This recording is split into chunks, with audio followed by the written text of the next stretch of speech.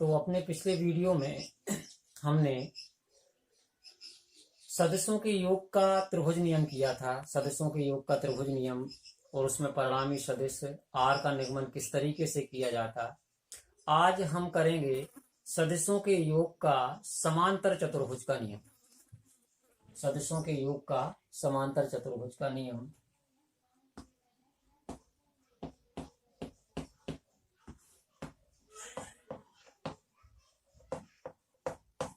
समांतर चतुर्भुज का नियम, और इसमें भी हमें वही फार्मूला प्राप्त होगा। ठीक है, जो हमने सदस्यों के योग के त्रिभुज नियम में जो फार्मूला प्राप्त किया था वही फार्मूला हमें यहां भी प्राप्त होगा। मतलब ये है कि यदि दो सदस्य हैं तो उस दो सदस्यों का योग चाहे हम त्रिभुज नियम से कर लें या समांतर चतुर्भुज नियम से कर लें। ऐसा नहीं है कि समांतर चतुर्भुज से करेंगे तो कुछ और आंसर आएगा। आंसर वही होगा जो त्रिभुज नियम से किया है। ठीक है, वही आंसर हमारा किस में होगा, समांतर चतुर्भुज के नियम में भी होगा। तो समांतर चतुर्भुज का जो नियम है, इस नियम के अंतर्गत क्या होता है कि यदि दो सदस्यों को हम उनके परिमाण और दिशा में समांतर चतुर्भुज की दो संलग्न भुजाओं द्वारा व्यक्त करते हैं तो उन दोनों सदस्यों का जो योग होता है, परिणामी होता है, वो उसके विकर्ण द्वारा व्यक्त किया जाता है। उसको किसके द्वारा व्यक्त किया जाएगा? विकर्ण के द्वारा। जैसे मान के चलो कि एक वेक्टर ए ओपी, ये है एक वेक्टर है, ये ओपी है, और कोई दूसरा वेक्टर बी है जो हमें इसमें ऐड करना है या जोड़ना है। तो मान लो कि कोई दूसरा वेक्टर, ये वेक्टर बी है, इसको हमने क्यू से व्यक्त कर दिया, ओ क्यू से। ठीक है, तो वेक्टर ए का जो परिमाण होगा वो किसके बराबर होगा? ओपी के बराबर होगा, और ये इसकी दिशा है। और इसी प्रकार वेक्टर बी का जो परिमाण है वो ओ क्यू के बराबर होगा। अब देखिए, यदि हम यहाँ इसका एक समांतर चतुर्भुज बनाए, जैसे ओपी जो रेखाखंड है इसी के समांतर एक रेखाखंड हम यहाँ खींचे, जितना ओपी है बिल्कुल ओपी के बराबर हमने यहाँ खींचा, और जितना यहाँ से ओक्यू है उसी के जस्ट बराबर एक और रेखाखंड हमने यहाँ पर खींच दिया जी। इसको कोई और नाम दे दिया, मान के चलो ये ओ है, पी है, क्यू है, इसको हम आर नाम ना देकर कुछ और दे दें, क्योंकि यहाँ जो समांतर चतुर्भुज बना है आर भी नाम दे सकते हैं, लेकिन हम परिणामी क्या होगा, इसका जो विकर्ण हम यहाँ से खींचेंगे, ये जो विकर्ण होगा यही इन दो सदस्यों के योग का परिणामी होगा। तो इसको कोई और नाम दे देते, जैसे हमने इसको आर ले लिया है तो ओ पी क्यू आर, इसको एस नाम दे देते। ठीक है, तो वेक्टर ए और वेक्टर बी का जब हम योग करेंगे तो उसका जो योग है, उसका जो आंसर है, उसका जो परिणामी है वो वेक्टर आर के द्वारा व्यक्त किया जाएगा या समांतर चतुर्भुज के विकर्ण द्वारा व्यक्त किया जाएगा। ये समांतर चतुर्भुज का नियम कहलाता है सदस्यों के योग का। लेकिन इसमें भी हमें इसका एक गणितीय सूत्र निर्मित करना है, तो गणितीय सूत्र वही प्राप्त होगा जो हमें सदस्यों के योग जो त्रिभुज नियम हमने किया था, और जो फार्मूला हमें वहां प्राप्त हुआ था वही फार्मूला हमें यहाँ पर भी प्राप्त होगा। चलिए, तो अब हम करते हैं इसको।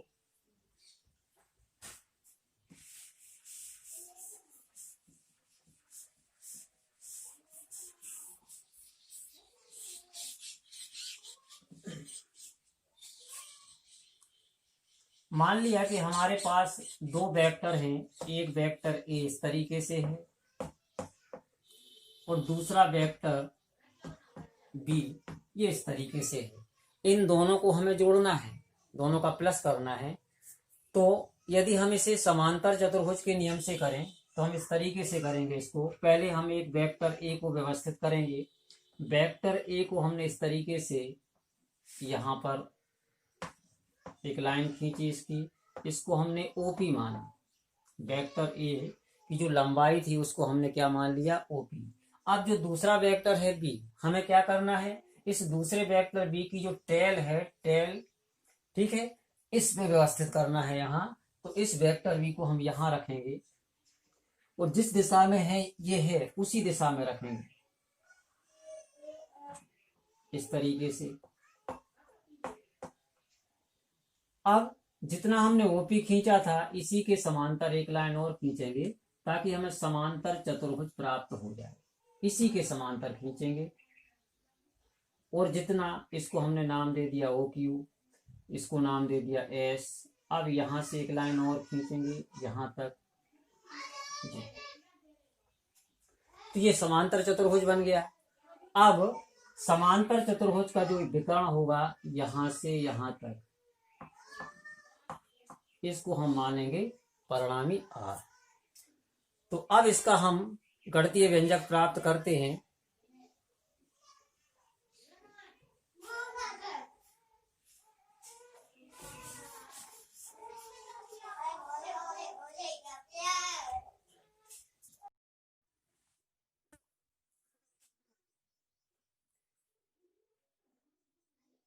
अब यहां से इस ओपी रेखाखंड को हम और आगे बढ़ाते हैं, जैसा कि हमने त्रिभुज नियम में भी किया था। और यहां से इस पे एक लंब खींचते हैं, ये भी हमने त्रिभुज नियम में किया था। इस बिंदु को हम टी मान लेते हैं। तो अब यहां पर जो कोण बनेगा, इस कोण को थीटा, और यहां पर जो कोण बनेगा इस कोण को हम अल्फा मानेंगे। तो सबसे पहले अल्फा के द्वारा सदिशों की का जो परिणामी है उसकी दिशा बतलाई जाती है। अल्फा जो होगा उससे दिशा बतलाई जाएगी। तो अब इसमें क्या होगा कि किस तरीके से हम इसको करेंगे, इसका क्वेश्चन क्या होगा, सदिशों के योग का क्वेश्चन लिख सकते हो। सदिशों के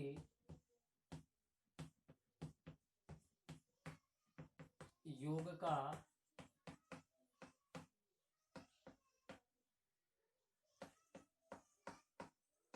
समांतर चतुर्भुज नियम क्या है।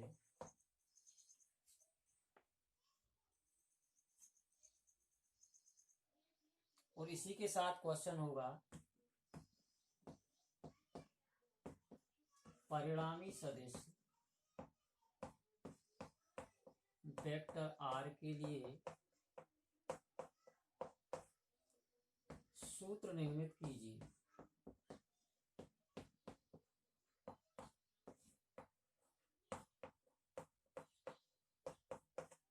ये होगा पूरा क्वेश्चन, ठीक है। सदिशों के योग का समांतर चतुर्भुज नियम क्या है और परिणामी सदिश आर के लिए सूत्र निर्मित कीजिए, ये हो गया क्वेश्चन। तो अब ये क्वेश्चन हुआ, अब हम इसको करेंगे।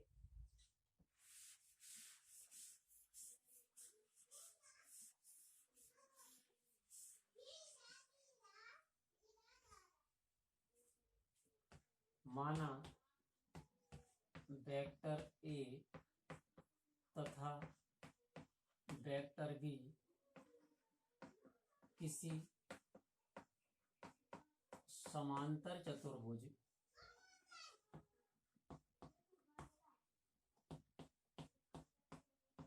की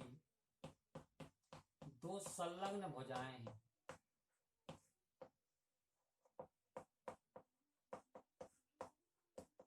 दो संलग्न भुजाएं हैं। तो इसमें क्या हो जाएगा, वेक्टर ए बराबर किसके बराबर होगा, ओपी के। वेक्टर ए बराबर ओपी, इस पे भी वेक्टर लगाएंगे। अब देखिए जितना यहाँ ओपी है उतना ही यहाँ क्यूएस है, तो ये बराबर होगा क्यूएस के भी। इसी प्रकार जो वेक्टर बी है ये किसके बराबर होगा, ओक्यू के। और जो OQ है ये किसके बराबर होगा, PS के।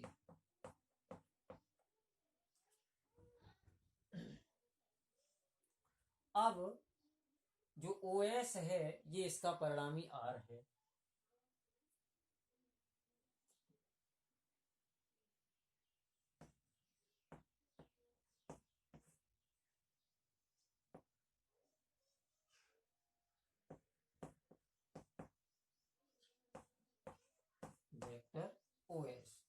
अब इसके बाद हमने क्या किया, ओपी जो रेखाखंड है उसको आगे बढ़ाया,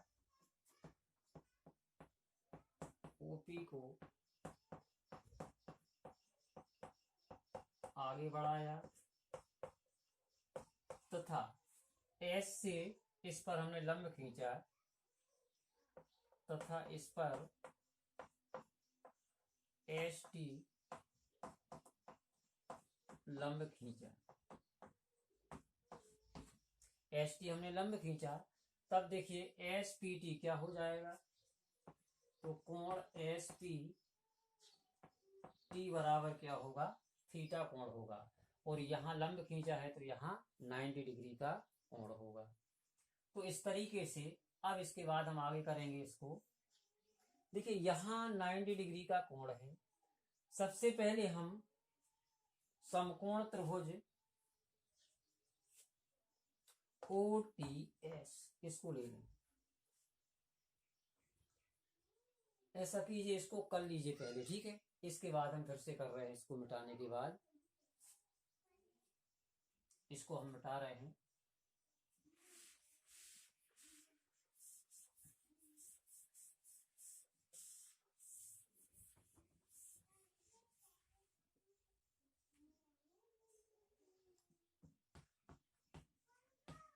समकोण त्रिभुज, कौन सा समकोण त्रिभुज, OTS वाला लेंगे।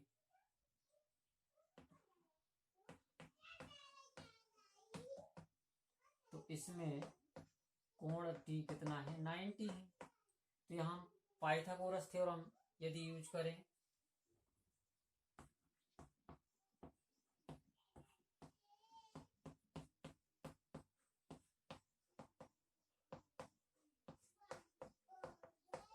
पाइथागोरस प्रमेय से, तो यहां पर देखिए ये लंब है और ए ओ से लेके टी तक है, तो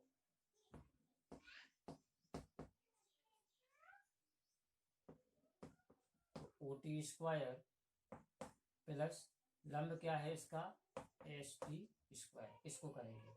अब देखिए जो OT है ये दो भागों से मिलकर बना है, O से लेके P तक, यहां तक है इतना, और यहां से लेके यहां तक है।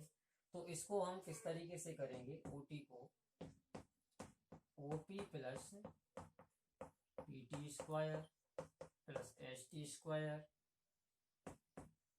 अब इसका विस्तार करेंगे तो ये a प्लस बी जो सरसमिका होती है, a प्लस बी का होल स्क्वायर बराबर a square plus 2ab plus b square. ये सरसमिका जो हम पहले से पढ़ते आए हैं, उस सरसमिका के अनुसार इसका विस्तार होगा। ये पूरी संख्या जो है a के बराबर होगी और ये b की बराबर होगी। तो अब इसको हम करेंगे OP square plus 2, a OP है और b क्या है, PT है, प्लस PT स्क्वायर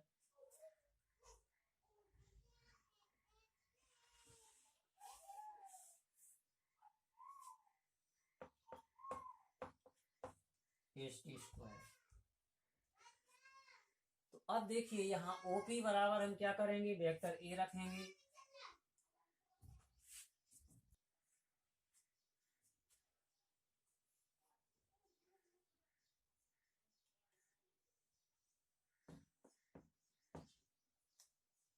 तो देखिए हम OP के स्थान पर वेक्टर A रख सकते हैं, ठीक है, यहां भी OP के स्थान पर वेक्टर A रख सकते हैं।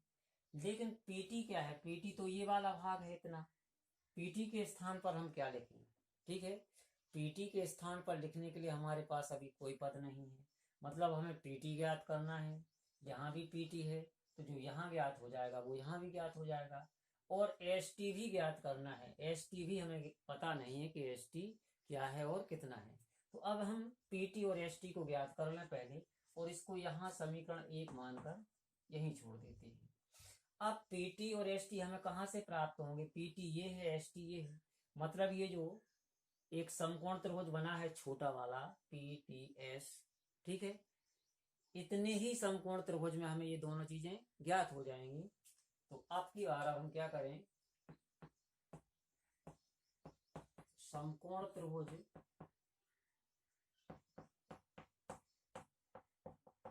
PTS में। तो देखिए यहां ये तो हमें मालूम है PS बराबर कितना होगा, ये हमें पता है। PS बराबर कितना होगा ये हमें पता है। कैसे पता है कि PS कितना है, लिखा तो है नहीं वहां की कितना है, लेकिन हमें ये पता है कि जितना PS जो है वो तो OQ के बराबर है। समांतर चतुर्भुज के आमने सामने की भुजाएं बराबर होती हैं, तो जितना OQ है उतना ही PS होगा। तो OQ कितना है, वेक्टर B है, तो PS कितना होगा, वेक्टर B के बराबर होगा। तो PS हमें पता है, ठीक है। इसी प्रकार OP वेक्टर A है, तो यहाँ ऊपर जो QS भुजा है ये भी वेक्टर A के बराबर होगी, तो QS भी हमें पता है। लेकिन हमें PT पता नहीं है और ST पता नहीं है, तो हम इन दोनों को के लिए ही निकालेंगे।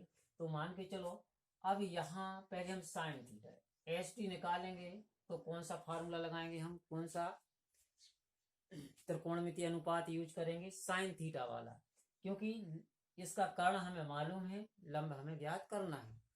तो साइन थीटा बराबर लंब कितना है इसका, ST या TS, और कर्ण कितना है, PS। तो देखिए यहां PS कितना है, B के बराबर होगा, हमें ST ज्ञात करना है, तो PS को इस तरफ लाएंगे, तो ये क्या हो जाएगा, साइन थीटा इंटू PS बराबर ST। एक समस्या का समाधान हो गया कि हमें ST का मान पता चल गया कि ST के बराबर कितना है, साइन थीटा इंटू PS, और PS बराबर कितना है, वेक्टर B है, ये हमें यहां से पता है कि PS जो है OQ के बराबर है। अब क्या निकालना है, हमें PT निकालना है। PT का मान पता नहीं है। देखिए PT क्या है, समकोण त्रिभुज में आधार है और कर्ण हमें मालूम है, तो आधार और कर्ण का जो संबंध होता है वो हमें कहां से प्राप्त होता है, कॉस से, कोसेक थीटा, कॉस थीटा। तो यहाँ आधार कितना है, PT है, और कर्ण कितना है, PS है। तो PS को हम इस तरफ लाएंगे बराबर PT, बस। अब इस समीकरण में हर चीज हमें पता है। OP कितना है, वेक्टर A है, यहां भी OP है तो यहां भी हम वेक्टर A लिखेंगे। PT हमें यहां से पता चल गया, PT बराबर ये है cos थीटा इंटू PS, यही PT का मान दोबारा हम यहाँ रखेंगे, और ST हमें यहां से पता चल गया कि साइन थीटा इंटू PS है। सब चीजें हमें पता चल गई। अब हम इनके मान रखेंगे समीकरण 1 में।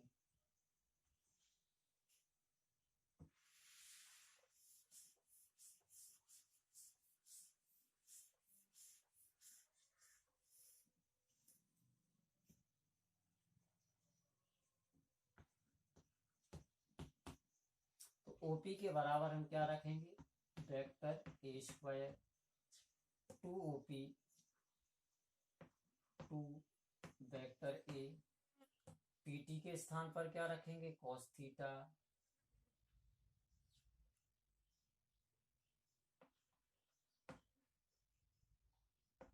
Into PS। अब PT स्क्वायर फिर से रखना है तो फिर यही चीज रखेंगे, cos थीटा इंटू PS का होल स्क्वायर। अब इस चित्र को हम मिटा दे रहे हैं, जरूरत पड़ेगी तो फिर से अपन इसको बना लेंगे। अब PT का मान रख दिया, ST का मान कहां से रखेंगे, यहां से रखेंगे। तो ST कितना है, साइन थीटा इंटू PS। अब जो कि यहाँ ST पर स्क्वायर है तो इस पे भी स्क्वायर रहेगा। अब इसके बाद हमें क्या करना है, OS के स्थान पर रखेंगे हम R। जो चित्र हमने बनाया था OS बराबर क्या था, परिणामी R था, और यहाँ पर तो वेक्टर A हो गया, यहाँ पर 2 वेक्टर A। देखिए PS बराबर B के बराबर है, तो इस B को हम इसके पास कर देते, वेक्टर B, और cos थीटा यहाँ पीछे कर दिया। यहाँ cos square theta into PS square, और PS बराबर B था तो ये B स्क्वायर रहेगा, और वेक्टर करेंगे इसके ऊपर, और यहाँ sine square theta P S कितना था, बी था, तो इस पे हमने बी स्क्वायर कर दिया। वेक्टर आर स्क्वायर बराबर यहां से क्या होगा, वेक्टर ए स्क्वायर, यहां से 2a बी कॉस थीटा। अब यहां से साइन और कॉस को हम ले लेंगे कॉमन,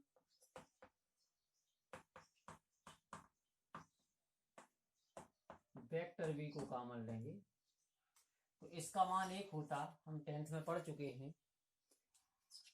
चाहे cos square theta plus sine square theta हो या sine square theta plus cos square theta हो, दोनों का मान 1 ही होता है। तो अब हम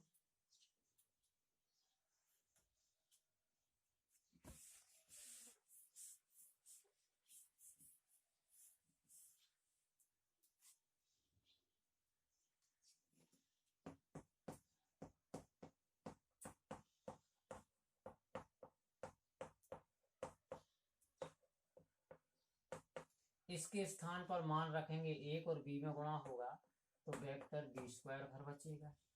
तो अब व्यवस्थित कर देते हैं, बी स्क्वायर को यहाँ लाते हैं तो वेक्टर बी स्क्वायर ये हो गया 2 vector A vector B cos theta.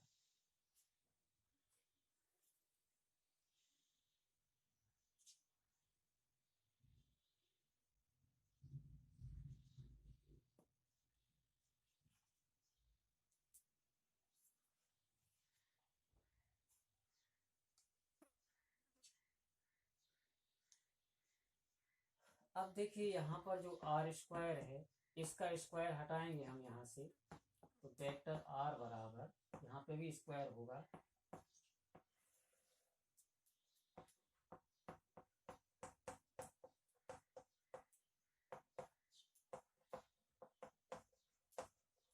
To A B into cos theta.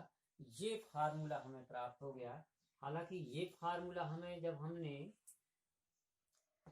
सदस्यों के योग का त्रिभुज नियम किया था वहां भी यही फार्मूला प्राप्त किया था, तो दोनों से ही हमें एक ही फार्मूला प्राप्त होते। मतलब ये एक मेथड है, सदस्यों का योग यदि हमें ज्ञात करना है तो उसको चाहे त्रिभुज नियम से ज्ञात करो या समांतर चतुर्भुज के नियम से ज्ञात करो, बात एक ही है। ठीक है, ऐसा नहीं होगा कि हम समांतर चतुर्भुज के नियम से ज्ञात करें तो हमारा आंसर कुछ अलग आएगा, ठीक है, या त्रिभुज नियम से करेंगे तो हमारा आंसर कुछ अलग आएगा, ऐसा नहीं होगा, दोनों एक ही चीजें हैं।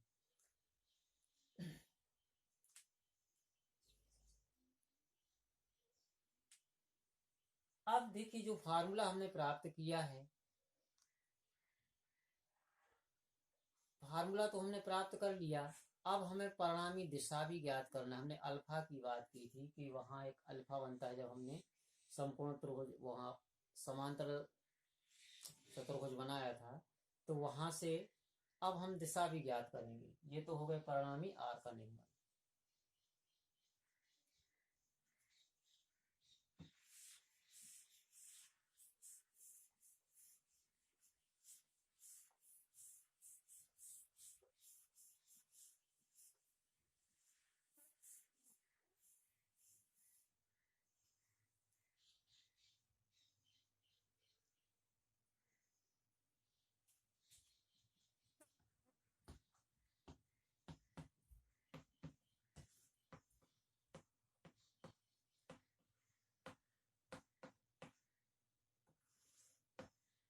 परिणामी आर की दिशा, चलिए एक बार फिर से इसके लिए हम चित्र बना लेते हैं।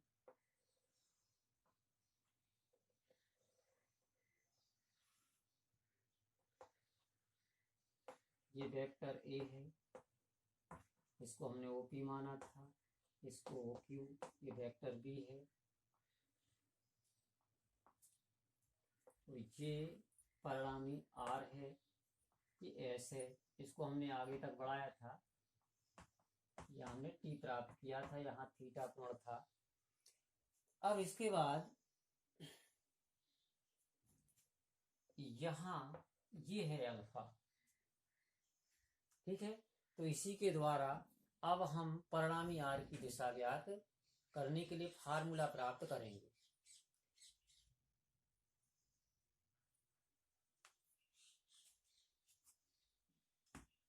तो इसमें माना परिणामी आर क्या है, ये है। अब ये वेक्टर ए के साथ कितने क्या कौन सा कोण बनाता है, अल्फा। माना परिणामी आर वेक्टर ए के साथ अल्फा कोण बनाता है, अल्फा कोण बनाता है। तब अब देखिए, अब हमारे लिए इसमें फार्मूला लगाना है।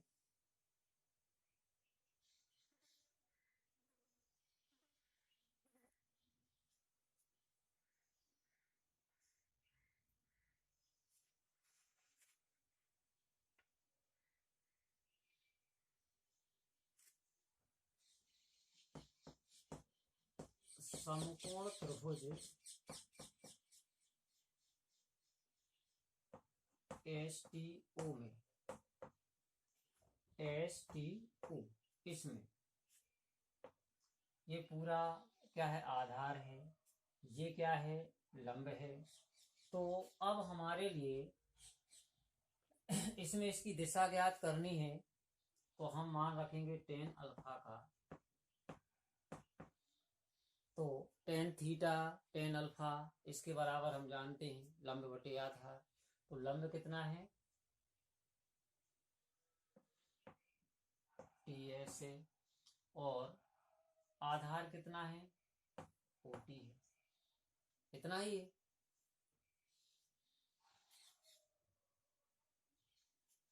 तो टी एस या एस टी हमने पिछले फार्मूला में अभी इसी के पहले हमने किया है।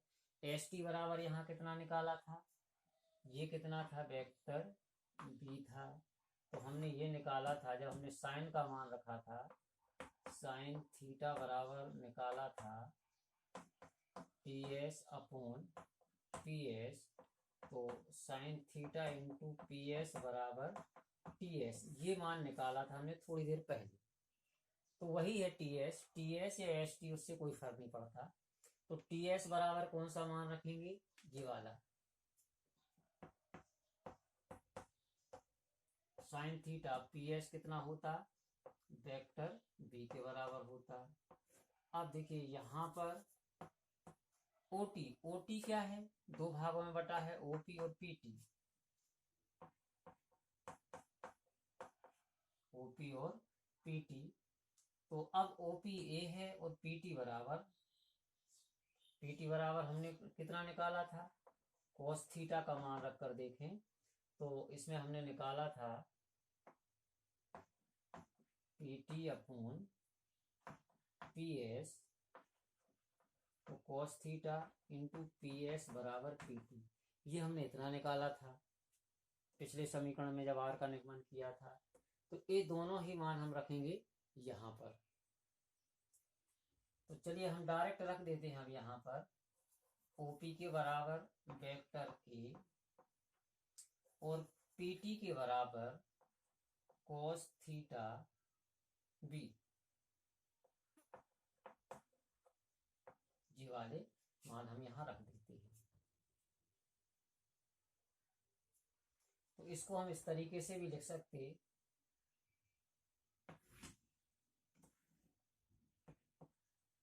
कि टेन अल्फा बराबर बी साइन